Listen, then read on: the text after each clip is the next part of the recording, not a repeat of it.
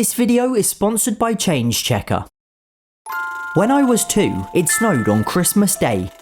It was everything Christmas is supposed to be. We went sledging, we had snowball fights, we even built a half-hearted little snowman. And it really cemented the image of a white Christmas into my 2-year-old brain. Now granted, I lived abroad at the time, and it's an exceptionally rare occurrence here in the UK. But it's probably why I love the Snowman so much, Raymond Briggs's timeless children's book and short film. The story is wonderful, the drawing and animation are both stunning, and it leaves such a profound impact all without saying a single word.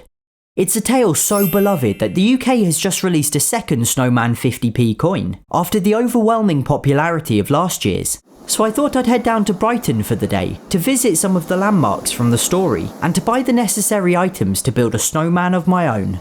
And I'd be asking for my change entirely in 50p's to see what cool coins I could find.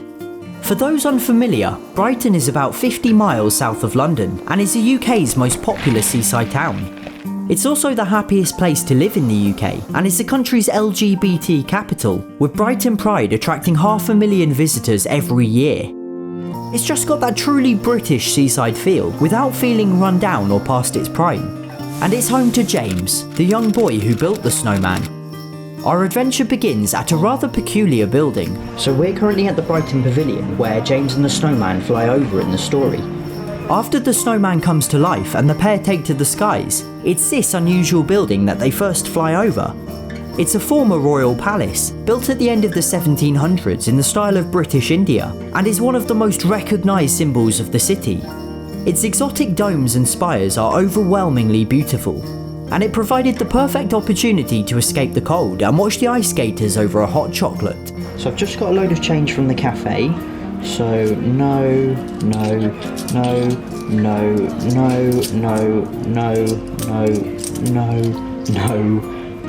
and no. It was really cool to see the pipes that supply the ice rink on the way out, covered in a thick layer of frost. I think that's about as close to snow as we're going to get today.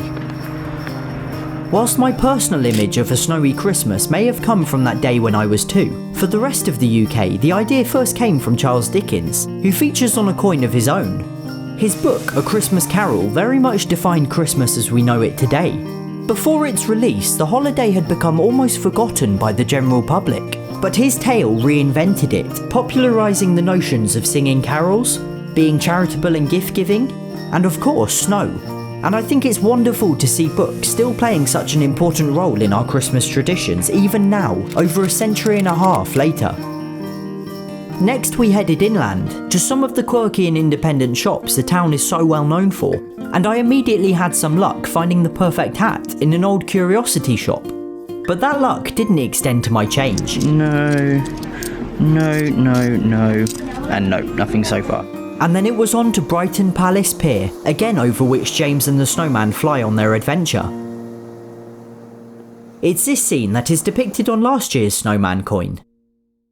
Built in 1899, the pier is home to 2 arcades and an assortment of fairground rides, although given that this was a midwinter's midweek morning, it was understandably deserted.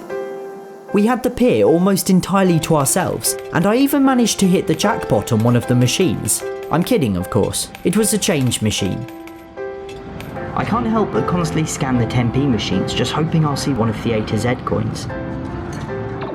After we left the pier, I managed to find the perfect scarf in a charity shop, and this time I had considerably more luck with my change. Using the Change Checker web app, I could select the denomination and year, and it would tell me all about the design. This coin, for instance, celebrates the 250th anniversary of the Johnson's Dictionary, whilst like the snowman, this second coin features a beloved character from a children's book, The Tale of Peter Rabbit.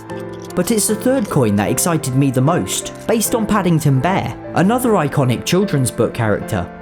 This coin was only released this year, and sees Paddington outside St Paul's Cathedral. More importantly, it's part of a set of 4, and the last design I needed to complete my collection. I am absolutely delighted with this coin. Despite the cold, we'd had a magical day, even if it had felt a little bizarre to visit the seaside in winter. I discovered the locations from the story and found some fascinating coins along the way, but I was definitely glad to get home and once again warm my bones with the hot chocolate reading the Snowman. These are the things I love about Christmas. The traditions we've continued since we were just kids. Whether it's playing in the snow or getting an early start coin collecting with your own cash register, I'd love for you to let me know some of your own traditions, as well as your memories of the Snowman and what the story means to you. And having found an appropriate hat and scarf, all that was left was to build a snowman of my own. Hello friends, it's me, the Snowman, and I'm here to tell you all about my brand new coin.